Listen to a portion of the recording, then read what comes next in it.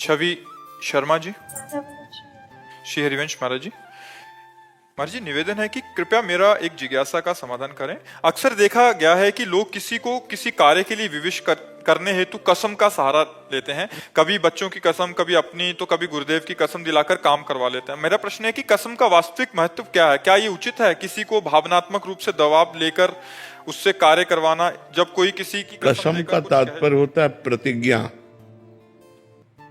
आज से मैं ये गंदा कार्य नहीं करूंगा, ये कार्य नहीं करूंगा, ये व्यसन नहीं करूंगा, ये इसके लिए कसम खाई जाती है।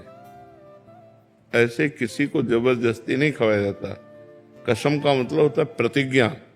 मैं कसम खाता हूं कि आज के बाद शराब नहीं पीऊंगा, मांस नहीं खाऊंगा, ये इसमें प्रयोग किया जाता है।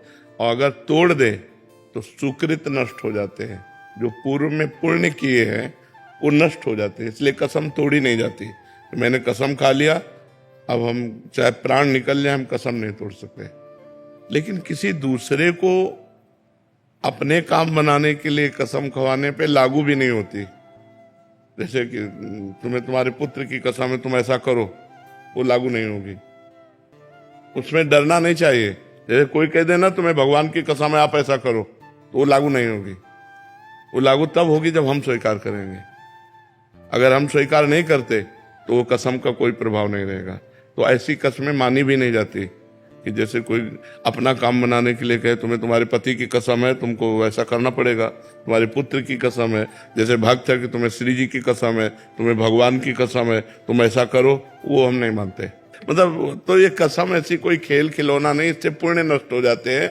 स्वीकार तभी करे जब हम छोड़ दें। जैसे है कि भाई हम शराब नहीं पिएंगे, तो हम पहले 1 महीना शराब ना पिए, फिर हम कसम खाएं कि मैं कसम खाता हूं कि अब शराब नहीं पीऊंगा, क्योंकि हमने 1 महीना देख लिया।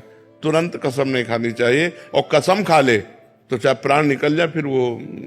पर आजकल ऐसा, शाम के कसम खाओ, सुबह तोड़ दो, फिर शाम के खाओ, फिर तोड़ दो, ऐसे चल। शाम तक, सुबह तक टिक जाए तो बहुत बड़ी बात है, उस 2 मिनट में तोड़ देते हैं। बहुत कमजोर हो गए हैं लोग। तो ऐसे तो मानना ही नहीं चाहिए, और ऐसी कसमें लगती भी नहीं है। नहीं तो सब कोई अपना काम करवा ले। तो ऐसे डरना नहीं चाहिए कि हमारे पुत्र की कसम दे दी, हमारे पति की कसम, इससे कोई प्रभाव। महिका सत्यदेवा जी। राधे राधे महाराज जी। महाराज जी, मैं प्रभु भक्ति में लीन होना चाहती हूँ, लेकिन मैं मोह माया में फंस जाती हूँ। मैं कैसे करूँ? मैं अच्छे साफ मन से नाम जप करो, नाम जप करो। प्रभु की भक्ति में लीन होना चाहते हो तो बहुत बड़ी कृपा है भगवान की कि कहीं ना कहीं ऐसा मन में आ रहा है। नाम जप करो। भगवान की जो प्रापंचिक माया है, ये नाम जप करने से ही क्षीण होती है। नहीं तो हर समय प्रपंच चिंतन में चलता रहता है। नाम जप हर वक्त घर की चिंता, बच्चों की चिंता। उस आपके नहीं है, किसी को भी खड़ा करके पूछ लो किसी को भी पूछ लो, सबको सब चिंताएं हैं, सबको सब चिंताएं हैं। निश्चिंत वही है जो भगवान से चित्त जोड़े है। तुम्हारे घर में कितने लोग हैं? हम लोग 3 लोग हैं। बेटी की शादी हो गई, 3 लोग हैं। 500 लोग हैं जिनका बाल भोग बनता है, राजभोग होता है। कोई चिंता ना उनको चिंता है ना हमको चिंता है। क्यों? भगवान के। तो आप लोग उस भगवान से जुड़िए जो अनंत ब्रह्मांडों का पोषण कर रहा है। अनंत ब्रह्मांडों, तो हृदय विश्राम को प्राप्त होगा। अगर भगवान से नहीं जुड़े तो यही चिंता, भय, शोक, उद्विग्न, निगेटिव विचार, पॉजिटिव विचार, बस ये ओवर थिंकिंग, इसी में परेशान रहते हैं लोग, इसी में परेशान रहते हैं। अरे शांत रहो। होई सोई जो राम रचि राखा। राधा राधा राधा मस्त अपने आप वो व्यवस्था करेगा। अगर अपना भार प्रभु के ऊपर रख दो तो देख लो अनंत ब्रह्मांडों का पोषण कौन कर रहा है। देखो हमारा तुम्हारा तो थोड़ा भोजन है, बहुत बहुत 1 केजी, 1.5 केजी, 1 कुंतल भोजन हाथी का है। 30 किलो लगभग शेर खाता होगा, 25 किलो मांस, लेकिन कोई भूखा नहीं है। पूरी सृष्टि को दे रहा है वो। जिनको कोई देखने वाला नहीं वो भी स्वस्थ है। एक बार वीर शिवाजी ने कहा कि अकाल पड़ा तो खजाना खोल करके सबको खूब सेवा की, और समर्थ गुरु रामदास जी के पास गए और कहा भगवान कोई भूखा नहीं रहा। इस अकाल में पूरा खजाना खोल करके सबको पवाया। तो कहा 1 घन लीजिए, और गए, बोले इस पत्थर को मारिए। मारा, पत्थर का टुकड़ा हटा तो नीचे बड़ा मेढक बैठा था। बोले इसको दिया तुमने? बोले नहीं, बोले स्वस्थ है ना, वो देता है। कभी गर्व मत करो कि मैंने किसी को दिया, देनहार कोई और है, देत रहते दिन लैन। तो इसलिए नाम जप करो और चिंता मत करो। हो ही सोई जो राम रचि राखा, वही होगा जो होने वाला है, और जो नहीं होने वाला वो होगा नहीं। बस निश्चिंत रहो, मस्त रहो, डरो मत, गलत आचरण मत करो, नाम जप करो, बढ़िया मस्त रहोगे। सुहानी चौधरी जी बिहार से। महाराज श्री हरिवंश महाराज जी। महाराज जी, जही विधि तो ही प्यारी लागो, तैसी मोही कीजिए प्यारी। महाराज जी, आप कहना चाहते हैं कि प्रभु से, श्री जी से, गुरुदेव से ऐसा प्रेम कैसे हो कि इन नेत्रों में वो बस जाएं? हमारे पास एक ही उत्तर है, आचरण पवित्र, नाम जप, सब कुछ हो जाएगा। पानी मथने से भले घी प्रकट हो जाए, बालू पेरने से भले तेल प्रकट हो जाए, पर बिना भजन के आपका जीवन आनंदमय नहीं हो सकता। बारी मथे घृत होए बरु, सिकता ते बरु तेल, बिनु हरि भजन न भवतरी, या सिद्धांत पेल। आचरण पवित्र रखो और नाम जप करो तो भगवत प्रेम, गुरु प्रेम सब कुछ प्राप्त हो जाएगा। और नाम जप नहीं, आचरण अपवित्र है, तो फिर वो व्यक्ति ना अध्यात्म में उन्नति को प्राप्त कर सकता है और न लौकिक उन्नति को प्राप्त कर सकता है। लौकिक उन्नति अगर पूर्व पुण्य प्रताप से मिली है, वो आगे चलकर नष्ट हो जाएगी। इसलिए नाम जप करो, आचरण पवित्र रखो। आचरण जिसके पवित्र है तो सब कुछ है। सबसे बड़ा धनी कौन? जिसका चरित्र पवित्र है। आजकल लोग समझ नहीं रहे, चरित्र को बड़ी मतलब नीची वस्तु समझ रहे हैं, और चरित्र सबसे ऊंची वस्तु है। चरित्रवान ही महान है। आज चरित्र खो रहे हैं लोग। आप देखो, हमारे बच्चों को देखो, हमारी नवीन पीढ़ी को देखो, कहां जा रही है? व्यसन, व्यभिचार, निगेटिव विचार, माता पिता की अवज्ञा, धर्म का कोई महत्व नहीं। यही शब्द पूरे जीवन में देख लो। कौन ब्रह्मचर्य से रह रहा है, कौन व्यसन रहित है, कौन अच्छे विचार वाला है, कौन अपने माता पिता की आज्ञा से चल रहा है? कहाँ चल रहे हैं? आप समाज के एक हिस्सा है। अगर एक एक व्यक्ति सुधर जाए तो हमारी समाज सुधर जाए, अच्छे हो जाए। शराब पी के इधर उधर के आचरण करना, मांस खाना, व्यभिचार करना, नशा करना, ये क्या जीवन है? अरे जीवन है सात्विक जीवन जीना। मनुष्य जीवन बड़ा दुर्लभ है, ये देवताओं को भी दुर्लभ है। तो ऐसी दुर्लभता ये तो सुअर कुत्ता बनाएगी जाके। जैसे आचरण किए जा रहे हैं, ये आचरण जाकर हमें पशु पक्षी योनियों में डाल देंगे। इतना उत्तम मनुष्य योनि मिलने के बाद यदि भजन ना हुआ तो जीवन व्यर्थ गया। इसलिए खूब भजन करो, अच्छे आचरण करो। दामोदर उपाध्याय जी वाराणसी से। महाराज जी, आप कह रहे हैं कि आप ज्ञान मार्गी गुरु से दीक्षा ली है, बट आपका बचपन से ही कृष्ण भक्ति में ज्यादा वो था, और अपनी इच्छा अनुसार गोपाल जी के नाम का मंत्र गुरुदेव से लिया था। महाराज जी, अब ये कह रहे हैं कि गीता और गोपाल ही में इनकी श्रद्धा है, जो गुरुदेव से ज्ञान मार्ग की दीक्षा मिली है उसमें कोई वो नहीं है। तो महाराज जी ऐसे में चुपचाप नाम जप करो जो गुरुदेव ने नाम दिया, और गोपाल जी से प्रेम करो। ज्यादा समय नहीं रह गया है, वहां चलना है, भगवान के पास चलना। नाम जप करो, हर श्वास नाम जप करो। तो जिस श्वास में आखिरी होगा उसी में भगवान मिल जाएंगे। नाम जप करो, समझ रहे हो? महाराज जी ने जो दिया है वही दे। महाराज जी ने जो गुरुदेव ने दिया वही नाम जप करो। कृष्ण प्रेम का उपार्जन हो जाएगा। हाँ, बिल्कुल हो जाएगा, क्योंकि भगवान के सब नाम भगवत प्रेम प्रदान करने में समर्थ है। तो इसलिए गुरु के मुख से निकला हुआ नाम बड़ा महिमामय होता है, इसलिए उसी को जपो। पुष्पा राणा जी रोहतक से। राधा वल्लभ श्री हरिवंश महाराज जी।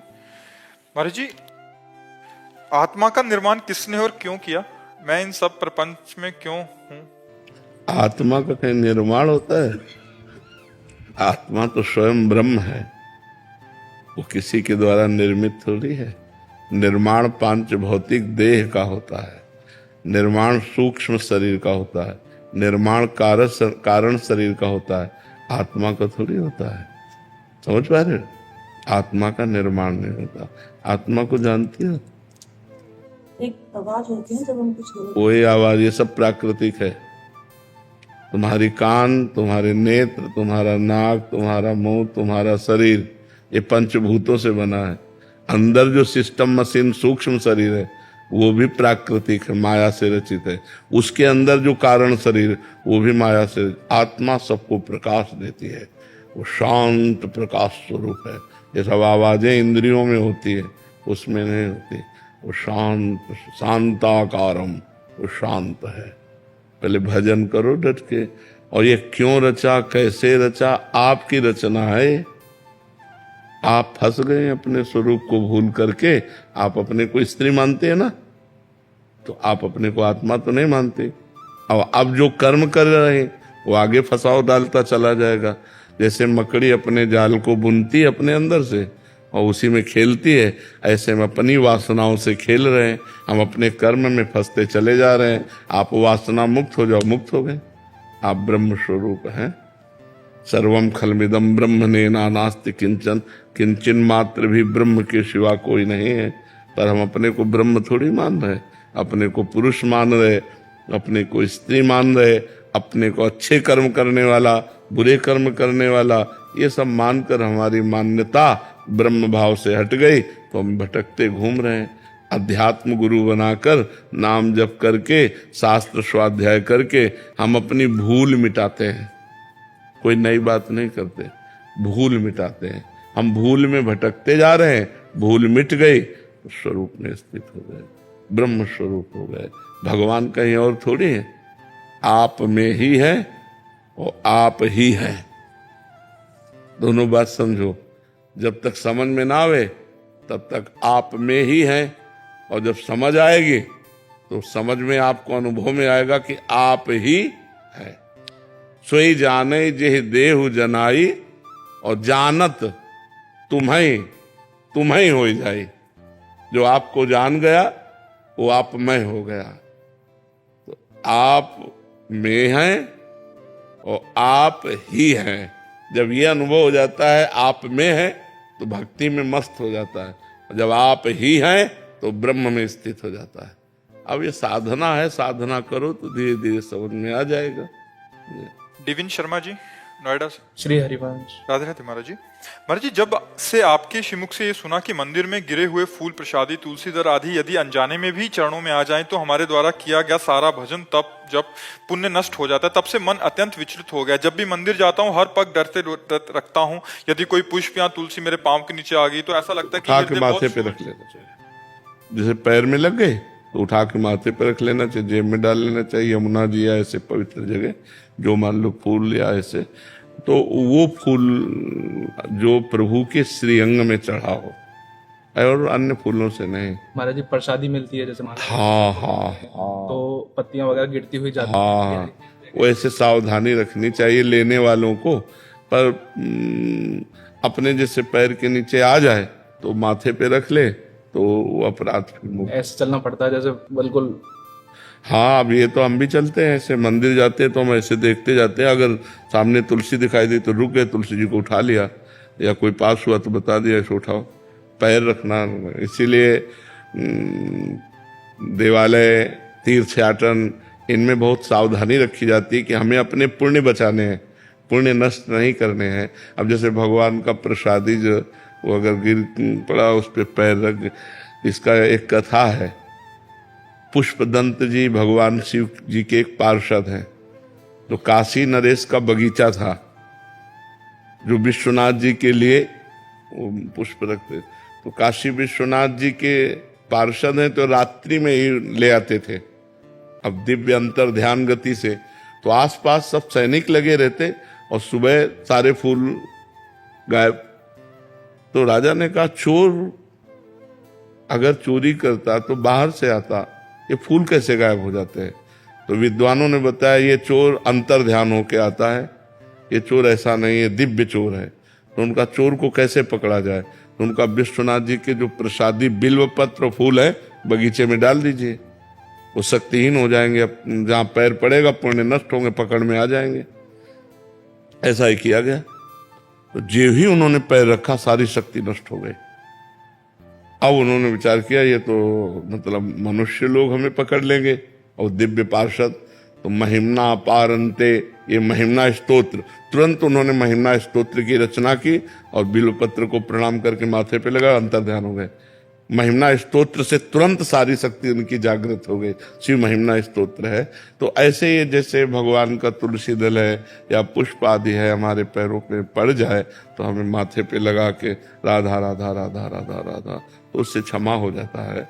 पर सावधानी रखे, भगवान ने आंख दी है बचाने के लिए, पर बाहरी लोग इन बातों को जो जानते नहीं ना, तुलसी की माला ली ऐसे तुलसी गिराते चले जा रहे हैं, फूल माला ऐसे ली जाती है। माला प्रसाद मान लो मिला ना, उसे से वस्त्र में लिया जाता है। पर आजकल वस्त्र ऐसे नहीं, अब मान लो कैसे लोगे आप, गमछा हो तो उसमें ले ले, अब शर्ट में लेंगे तो पेट खुल रहा है, ऐसे थोड़ी बोले। वैसे इसीलिए अपनी भारतीय जो पोशाक है वो बहुत बढ़िया है।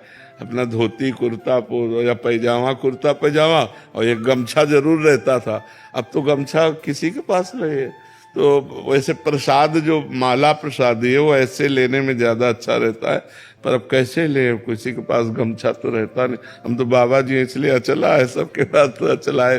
तो भी बड़ी सावधानी से ले, जिससे गिरे ना, और जिसके पैरों में लग जाए वो उठाकर माथे पे लगा ले। प्रसाद वगैरह मिलता है, भीड़ इतनी होती है, धक्का मुक्की होती है, तो मतलब इतना भी मौका नहीं मिलता कि नीचे झुक भी जाएं। हाँ बिल्कुल, कहीं कहीं ऐसा तो नेत्रों से प्रणाम कर ले। मान लो ऐसा धक्का लगा, आप आगे गए तो नेत्रों से प्रणाम कर लो। हृदय में जो जलन होती है वही उसका पश्चाताप हो जाता है, जो हृदय में ताप होता है वही उसका पश्चाताप हो जाता है। आयुषी गर्ग जी लंदन से। राधे राधे। राधे राधे महाराज जी। महाराज जी, आप कह रहे हैं कि क्या भजन सुनने और गाने का फल नाम जप स्वरूप ही होता है? मैं नाम जप बहुत देर तक तो नहीं कर पाती, पर भजन या कथा सुनने में बहुत रुचि है। हाँ ठीक है, लेकिन जो नाम जप करेगा वो बहुत जोर की बात होगी, क्योंकि नाम जप आप कर रहे हैं। देखो मन जब नाम जप में नहीं रुकेगा, टेप चला दो तो झूमने लगेगा, लेकिन नाम जप में नहीं झूमेगा, कि उसमें भागेगा, उसमें पर नाम जप से मन मरता है। जैसे हम रामायण देख रहे हैं, महाभारत देख रहे हैं, या कोई भजन या कोई ध्वनि कीर्तन, इसमें में कोई समस्या नहीं, मन राजी रहेगा। लेकिन सब बंद करके माला उठा लो, अब परेशान शुरू कर दे। मतलब आंतरिक सुधार के लिए नाम जप अत्यंत आवश्यक है। थोड़ी देर नाम कीर्तन कर लो, थोड़ी देर सुन लो, लेकिन अधिक समय नाम जप में लगाओ।